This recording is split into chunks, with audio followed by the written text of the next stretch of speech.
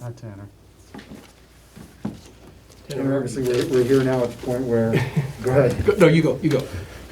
We're at the point Let's now arm where wrestle. Ohio State is right there and not Yeah.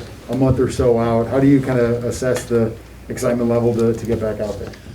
Yeah, I mean, it's kind of hard to put to words, right? Because what we went through last year as a team, and now being able to play against one of the best teams in the country right off the bat, with a team that truly does love each other and is excited to play somebody else instead of ourselves, as we have done this entire month. But I mean, the feeling in the locker room is really excited. Obviously, we know it's a huge competition against a very talented team. It's an elite opportunity for us, but our guys are really excited. Tanner, you talk about that opportunity. I mean, we've heard you talk about the dig and the dirty water. Is that all kind of set the stage for this moment where you have a number of guys who've been together, who have the experience? Yeah, I mean, I think definitely. You can look at our roster or the guys, from 6th year, 5th year, and even 7th year, guys who have been here a long time, who have been through the muck, and obviously we all went through some dirty water last year too. So our team is experienced. We have guys who have been here since 2017, the dig, year zero, and I think those guys have done an elite job of educating our younger guys on what that was like too. So it's not just a older versus younger guys. It's it's a collective unit, and everybody understands. It's one thing Coach Fleck does a really good job of, as well as in our team meetings, talking about our past. You have to embrace your past to create your future, and so it's a collective unit, and our guys do an elite job of understanding where we've been at and where we're headed. Tanner, was you? I know PJ said that the team meeting about the impact of what this team means to everybody was kind of a private thing. Is there anything from that you'd like to share about what this team means to you? Yeah, I would say for me, I think it's obviously a lot of things. For me personally, going through what I went through in the summer, losing my father, what I talked about is what I was most excited for was to get back in the locker room and just be around the team, and kind of that family aspect. That's where I truly learned and embraced what "forget about me, I love you" really is. And I talked about that and some other things, but I mean, our team, the connectiveness is very special, and you can see that every day in the morning before we go out, to do our stretching routine, our team coffee. You can see it. You can see guys that want to be there for each other, and that love each other, and that's special, and it's rare, and it's something that I'm blessed to be in the situation I am, to be a part of a team that is at that level. To be honest with you. So Tanner, you're from Kentucky. You're offensive coordinator. Used to coach at Western Kentucky. How proud are you of you two connecting in your relationship ever since he came to Minnesota, and how excited for you are to have this one season with Mike Sanford when you understand a playbook and are more comfortable in his offense? Yeah, absolutely. I mean, our connections is awesome. It's like I've said, it's deeper than X's and O's and scheme than football. It's about a relationship first, and we share a lot of the same values, personality traits. It's awesome. It's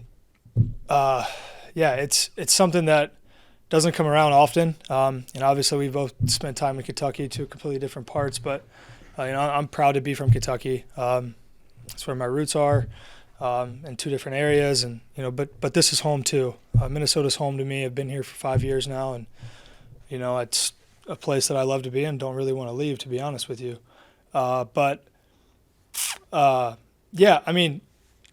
Just seeing our growth kind of as quarterback and offensive coordinator, you always want to be on the same page, and I think we've done an elite job, and I'm thankful to be coached every day. I mean, in training camp, it was the most fun I've had in training camp. That doesn't mean there weren't ups and downs, days where you have bad throws, bad reads, whatever. But being coached is fun, and being coached hard with intent, that's pretty fun too. Tanner, how much of an opportunity do you guys see Thursday as? I mean, everybody that's graduated in the last couple of years, we ask their best moment. They all say it's the Penn State game. Mm-hmm. It took 9-10 games to get to that point. You kind of have a chance to get to that level right out of the gate this year. Yeah, absolutely. I mean, we talk about, again, embrace your past to create your future. When you think about that game, you think about environment, what led up to that game, the bumps in the road, the things that brought us together as a team. And, you think about our first opportunity this year, what our team's been through last year in 2020, how close we've gotten over spring ball, summer, how we've gotten a lot better. And at the end of the day, it's a 2021 season. It's a one-game championship season, and it just so happens to be starting out with one of the best teams in the country. So, we don't really focus on external noise. We focus on each other and being at our best to help our team give us the best chance to be successful, come Thursday night. Tanner, you've been with PJ all 5 years here from the start. He always talks about the growth in players. What have you seen the growth in him as a coach? Yeah, I mean, he's grown a lot, obviously. His culture's always been his culture, right? And it's not his culture. That's the way it started out in 2017, right? Came in and this was Coach Fleck's culture. And then as it progresses, it's our culture. Row the boat is what we do. It's what the University of Minnesota football team does. It's what Minnesota's about, rowing the boat, never giving up. And it's spread from just a football team, to a state, and hopefully continues to spread, as we continue to go. But Coach is a very special person.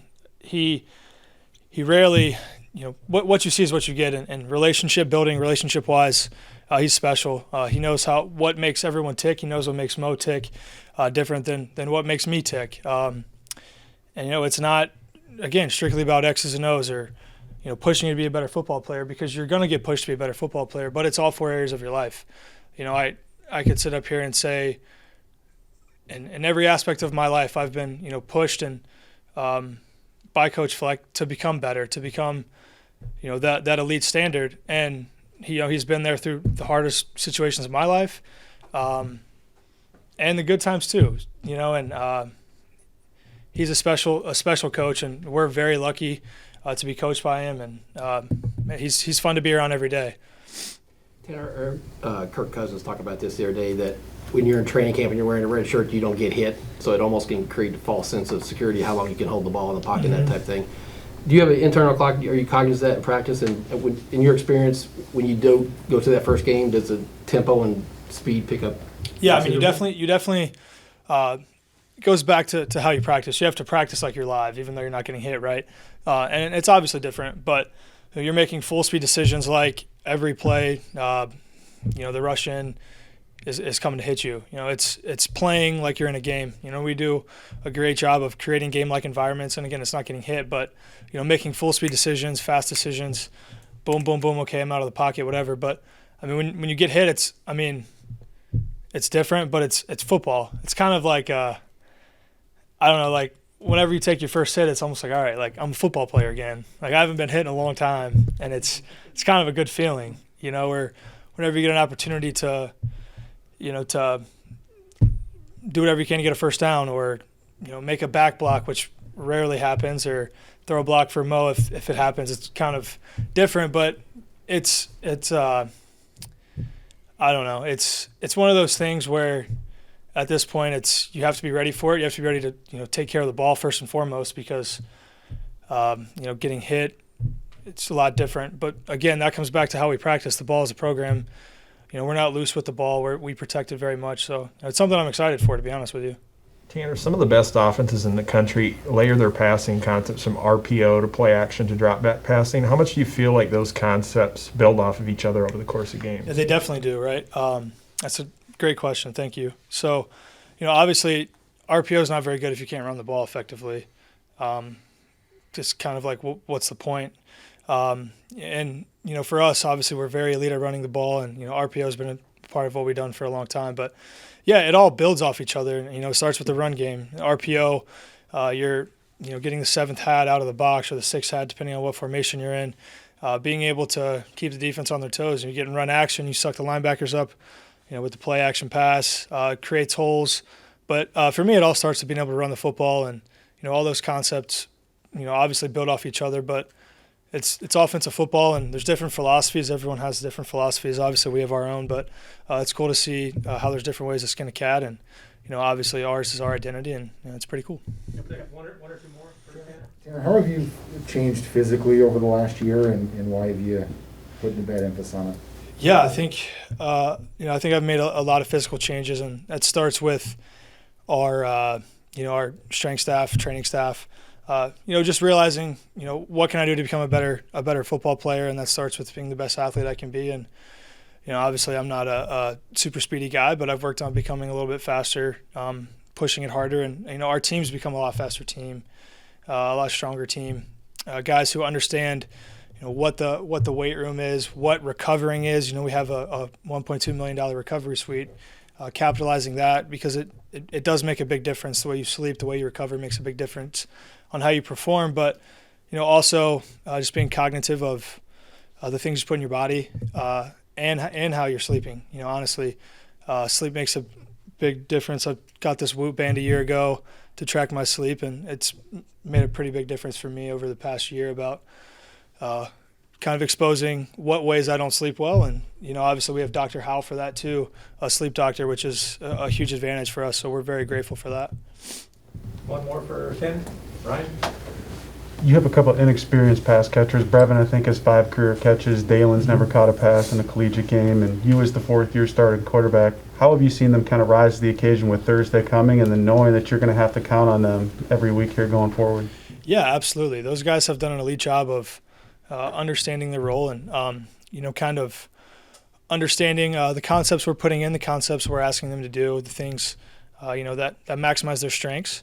And our coaches have done a great job of putting them in positions to be successful. And it's a really connected group, the receiver group, tight ends. It's a connected, close group, our entire offense is, and obviously our entire team. But, all it comes down to is doing your job, not being a superhero or, attempting to do someone else's job. But, this is your responsibility, do your responsibility, do your role, whatever it may be. It might be a route that, clears out somebody else on the outside, or it might be, hey, you need to make a possession catch.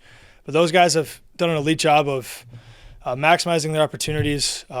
They're elite receivers, tight ends, and it's exciting. It's exciting because we put a lot of work in together. It's not like it just happened in August. It's not like we just got there and it's like, well, who are we going to throw the ball to now?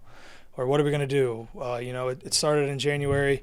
Our entire receiving core, tight end core, catching balls, running backs from January to spring ball to the summer workouts to training camp. And, we got a lot of guys that understand what we're doing as an offense and that understand their strengths. And it's going to be exciting to see. And, I'm grateful to get to throw to that group of guys because there's a lot of guys that have a lot of talent and that really love playing football, which is fun. All right, Tanner, thank you very much. Thanks, guys. Thanks.